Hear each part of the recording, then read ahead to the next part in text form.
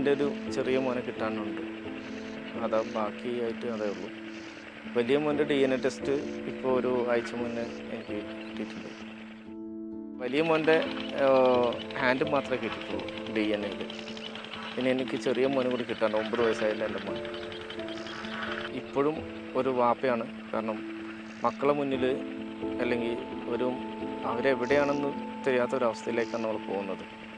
കാരണം 73 ദിവസം കൊണ്ട് അർജുൻ്റെ ശരീരം കർണാടക സർക്കാർ എടുക്കുകയാണെങ്കിൽ ഇപ്പോഴും കേരളത്തിൽ ഇപ്പോൾ 6 മാസം കഴിഞ്ഞിട്ടും ഇപ്പോഴും അവരുടെ 31 പേരുടെ DNA ടെസ്റ്റ് പോലും എടുക്കാൻ താല്പര്യമില്ലാതെ എന്തുകൊണ്ടാണ് ഗവൺമെൻറ് പോകുന്നതെന്ന് എനിക്കറിയുന്നില്ല.